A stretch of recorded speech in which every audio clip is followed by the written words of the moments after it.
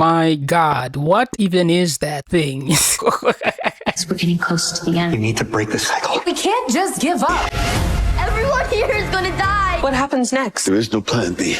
What we are seeing here carries some massive implications on the story in so many different ways that it's crazy. The first thing we have to talk about here is that we see that the Nightwalkers have just removed the top that was covering the entrance to the section of the underground tunnels in the cave where we saw Jade and Tabitha digging up the bones in the last episode. And this implies to me a few different possibilities. Like, does this mean the Nightwalkers have always had the capabilities to bypass the talismans and that they were only choosing to pretend like the talismans have any power in order to give the townspeople hope that they could ever win against this place? Or is it that the act of removing the bones of the children itself is actually what has resulted in the talismans being depowered and therefore becoming nothing more than some rocks with a bunch of fancy art having been inscribed on top of them, which would therefore imply that this place was actually just manipulating them into removing the bones so that it would nullify the talismans and therefore the Nightwalkers would not have to deal with that problem anymore, which is certainly a terrifying thought because it would therefore mean that the 12-year-old Jade that showed him the bones in the first place was actually just an evil entity the entire time, and it would also bring into question why the Angui kids led Tabitha into going down into those tunnels. Or they did actually somehow manage to uproot the Boro tree, which therefore broke the seal on the talisman and allowed the Nightwalkers to go inside of that chamber to get Jade and Tabitha. And maybe Jade and Tabitha actually managed to escape that chamber by climbing up the ladder, and it's only later on in the night that they realized the talismans have become nothing more than paperweights because they uprooted the Boro tree, and that is how we get this scene of Smiley going inside of the clinic. And maybe the failure of the talismans as a result of pulling out the Boro tree is why we see Boyd in the trailer telling Acosta that he's given up, and why we see Ethan saying that everyone is going to die.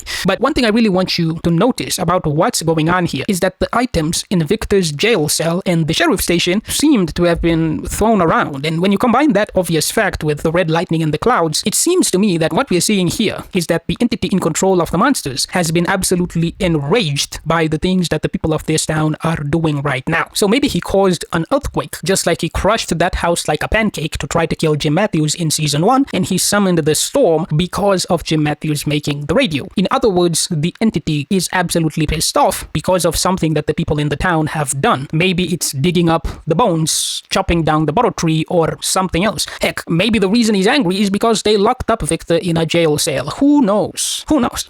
But an earthquake caused by the entity making the talisman to fall down could be what allowed the Nightwalkers to walk into that chamber, and that would actually make sense. But something else I really want you to notice here is that Jade is smiling in this scene, and that is very weird because that is not the face of someone who is staring down their death. That is the face of someone who is glad that they have removed the bones from the tomb. So could it really be that they have freed the Nightwalkers from being enslaved by the entity and they are actually trying to help them? I don't know. Or maybe a story-walking Julie shows up and somehow gives Jade and Tabitha information on how to escape the tunnels. I don't know, but it's very weird how Jade is smiling in this scene, and I think that means something. I also want you to remember that Jim Matthews specifically said that the voice on the radio, who we now know as the Man in Yellow, was actually trying to warn them about digging the hole, not threaten them. That's what Jim said. And I do think that's interesting because it seems unlikely that the Man in Yellow is the one who sent the storm and crushed the house. Even his reaction in the last episode to Jade and Tabitha going to the tunnels could have been because he did not want this place to react the way that we are seeing it react right now in the trailer with the red lightning and even possibly an earthquake. However, the red lightning and the clouds in this scene from the trailer reminds me a lot of this scene with a completely different character, not related to the show in any way, who exists in Stranger Things, a character that was incredibly badly handled and insanely disrespected by the writers of that show. And the writers of From could easily end up doing the same exact thing that we saw happening to that character from Stranger Things with the Man in Yellow and the entity of From. Because let me tell you right now, the Yellow Man looks a lot more to me like Vecna than the Mind Flayer, who is a superior character in every way, and I think that's obvious to anybody who has watched that show. It also has to be mentioned that the last episode of From, we literally see that the Man in Yellow can only transform into the forms of people who have already died.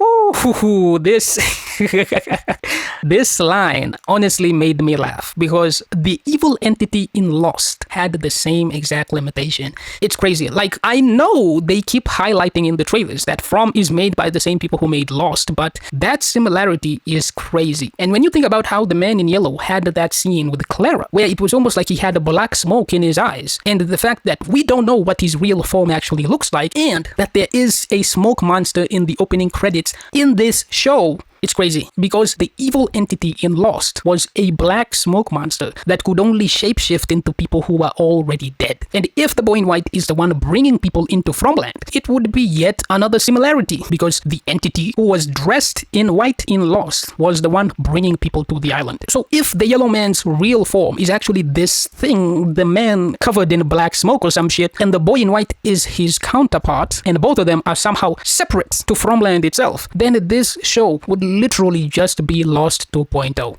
And it's not a bad thing in any way. I'm just saying it's kind of funny how many similarities there are between these two shows. But I do have to say that thinking back on it now, the last few seasons of this show feel completely disconnected to what was happening in the first two seasons. Like when I saw Boyd being the one to go into the dungeon, and I saw Boyd yet again being the one to save Julie, Randall, and Marielle from the cicadas by opposing the incredibly likely to be evil entity pretending to be his dead wife, and then seeing Boyd immediately after that saying that this place would never break him, I would have never imagined that the series would end up abandoning the obvious main character, which was clearly Boyd, and replace him with the two characters who their entire relevancy to the plot is based on something that their past lives, who we've never seen and know almost nothing about, did 500 or 1,000 years ago.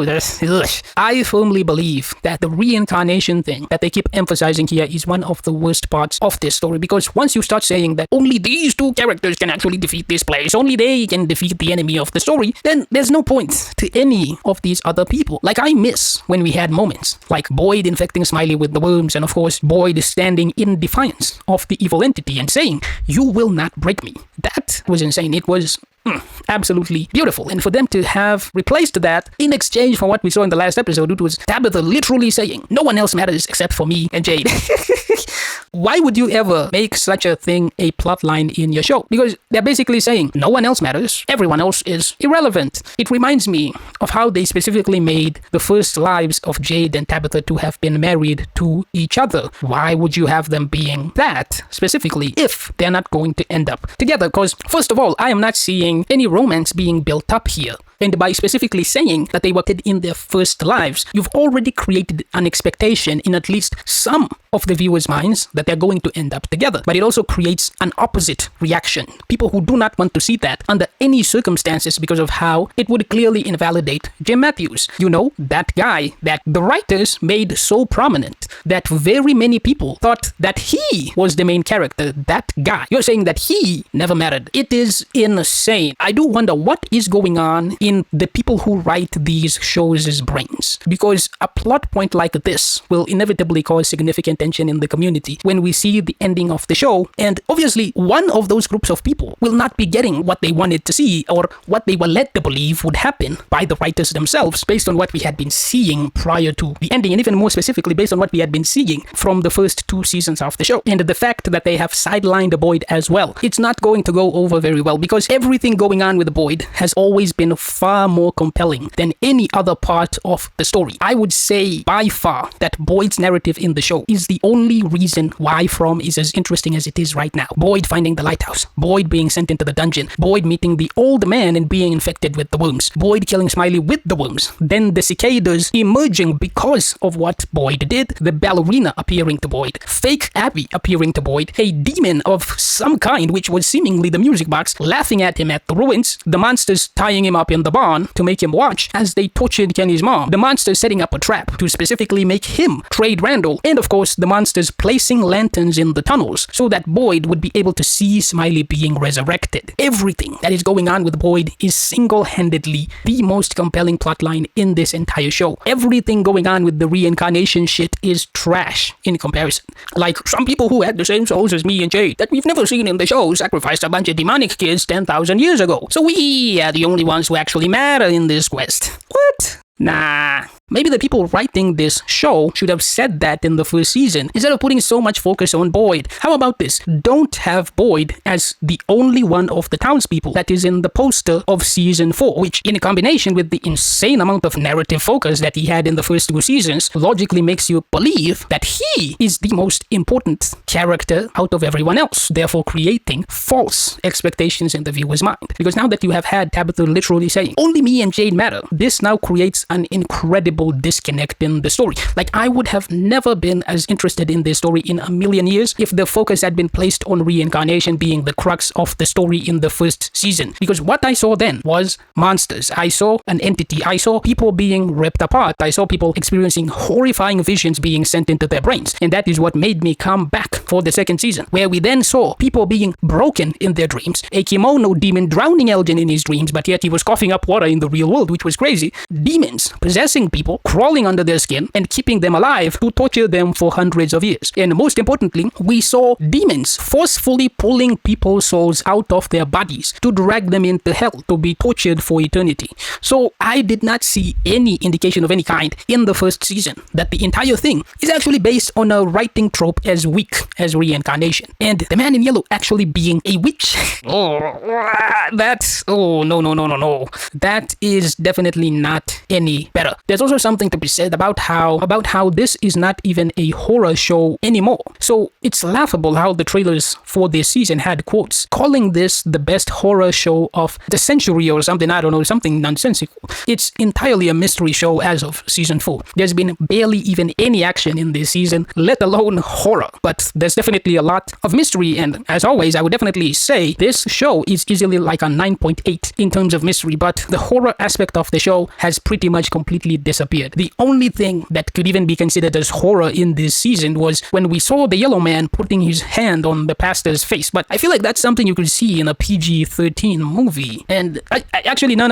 There was that scene where Roger got bodied by one of the doll monsters at the village out by the lake. That was actually horrifying, but one scene in 9 episodes, that's definitely not enough to say that this is the best horror season of the decade or some nonsense or whatever nonsense they were saying, I don't know. I'm here to see people fighting against demons. So just show me the monsters, and more importantly, show me people fighting against the forces of evil, preferably physically fighting them, not this blah blah blah blah blah blah blah blah about reincarnation. Actually, you know what? There is one guy you can blah blah blah blah blah about as much as you want, right? The old guy that was trapped in the dungeon. How about you tell me about him? Because he is more interesting than 99% of the cast, with less than a quarter of each character's screen time. Either way, what's going on with Clara is kind of crazy, so go watch this video right here, because that episode with Clara left us with way more questions than answers, and they're clearly very important to this story.